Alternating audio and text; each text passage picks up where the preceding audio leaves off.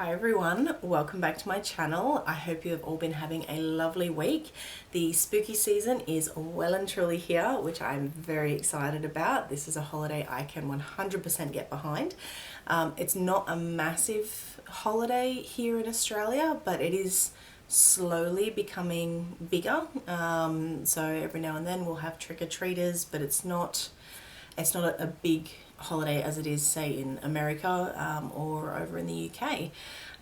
But I am getting into it a bit more on my end. I've got my kids some costumes. I've been looking at how to make monster-esque type foods, and also been looking at some craft that I can do with my kids to kind of decorate around my house. So I'm excited, and I'll get more into it as the years go on, but yeah, definitely a holiday that I can get behind. For those of you who are new here though, my name is Bethany Vujan and I do an episode every Tuesday called Toxic Tuesday, where I talk about a toxic plant that you may have in your backyard that is potentially fatal to you. In today's episode, we're actually looking at Conium Maculatum. Conium Maculatum is more commonly known as Hemlock. Now, some of you may be thinking that I'm kind of rehashing the last video that I did, but Conium Maculatum and Cicuta are actually two different plants. So Hemlock and water hemlock are two different plants, which is why I've done them separately. I didn't want to get confusion about having them done together. So Conium Maculatum is also known as poison hemlock, poison parsley, and wild hemlock. It is a biennial herbaceous flowering plant in the carrot family of Apiaceae. Now, if you're not sure what biennial means, it's that the plant takes 2 years to complete its biological life cycle. So the first year is where the primary growth happens, so that's your stem, your leaves, your roots, and then in your second year, that's where you'll have the fruiting and the flowering, and then the eventual death of the plant. So hemlock grows between 1.5 to 2.5 meters high and has a hairless green hollow stem, and the bottom half of it is actually either spotted or striped with purple. The leaves are 2 to 4 pinnate with an overall triangle shape and can be up to 50 centimeters long and 40 centimeters broad. The surface of the leaf is a dark green in colour, with the underside being a pale green to a greyish green. Hemlock flowers are small, white and loosely clustered.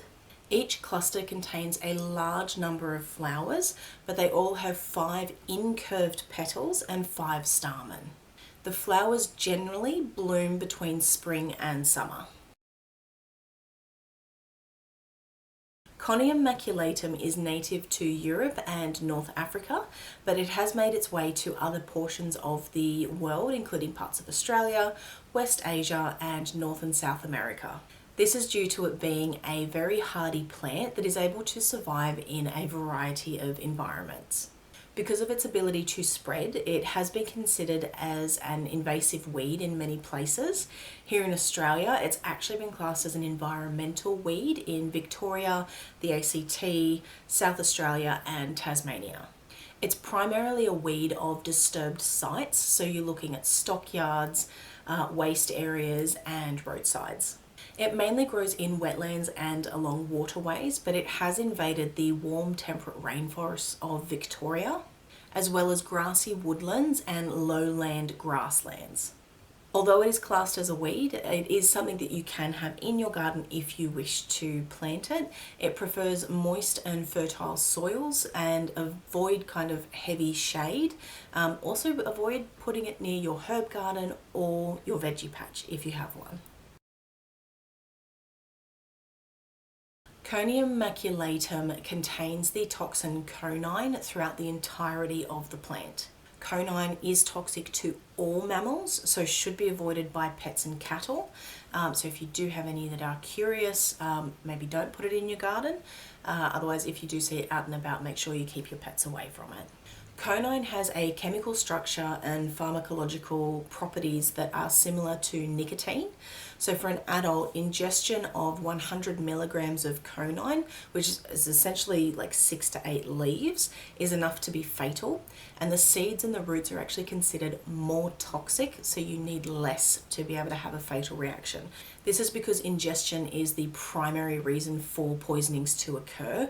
However, it's not the only way that poisonings do happen. You can also become poisoned through inhalation and also through skin contact. If it is ingested, you can experience possible fatal neuromuscular dysfunction due to the failure of the respiratory muscles in as little as 30 minutes. It is possible for death to be avoided through the use of artificial ventilation, which is where machines will either assist you in breathing or will take over that function completely for the 48 to 72 hour period while you are waiting for the effects to wear off. Due to its similarity to nicotine, there have been narcotic-like effects that have been observed with people who have been poisoned.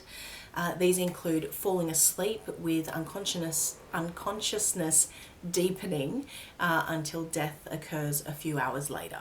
The most common symptoms received after poisoning, though, include trembling, burning of the intestinal tract, increased salivation, dilated pupils, muscle pain, muscle weakness or paralysis, rapid heart rate followed by decreased heart rate, loss of speech, convulsions, and always with these toxic plants, coma and possible death if not treated. The severity of these symptoms will depend not only on the amount that has been eaten, but also which parts of the plant have been eaten. Because again, the leaves are not considered as toxic as the seeds or roots. So depending on what has been consumed will depend on that severity. One interesting thing to note in regards to the severity is actually to do with the time of year. So Conium Maculatum actually has its highest concentration levels of the toxin conine in spring.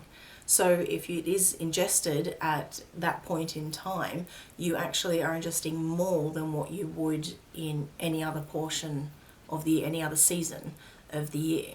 The downside though is that there's actually no antidote for conine, so you'd need to get yourself to a hospital so they can manage your symptoms. Now, if you watched my Aconitum napellus video, you'll know that I discussed the philosopher Socrates and his execution through poisoning. Now, I made mention of the fact that there was conjecture about what type of plant was used. So it was either Aconitum napellus or it was Conium Maculatum or Hemlock. So in regards to that, there are some who believe that aconite was what he took, and then there are also obviously others that believe that hemlock was what he had actually requested. Now the reason for this conjecture is because Conium Maculatum was actually a favourite of the ancient Greeks when it came to executing their prisoners using poison. However, Conium Maculatum and Aconitum napellus were both favourites for poisonings in general. Now another portion of the conjecture is actually to do with the description of how he had passed and the symptoms that he exhibited. Some actually go so far as to say that opiates were also used to kind of dull the pain that he would have received so as to ease his passing and prevent further suffering. So for those of you who are asking why was Socrates sentenced to death, he was actually charged with corrupting the minds of young men in Athens and with impiety, which is the perceived lack of proper respect for something sacred against the pantheon of Athens. Specifically, it was for failing to acknowledge the gods that the city acknowledges and for introducing new deities. So that is everything today, guys, on Conium Maculatum. I hope you all learnt something new. I'd love it if you left a comment down below and let me know what you did learn. And while you're there, don't forget to like and subscribe. It really does help me out. I am also on Twitter, so if you guys would like to continue the conversation over there, you can use my name or you can use the hashtag Toxic Tuesdays. But I'd love to hear what you guys think. As always, thank you so much for spending some of your day with me. It's always appreciated, and I hope you all have a wonderful week. I will see you all next week on a new episode of Toxic Tuesday, so stay safe and keep on learning. Bye.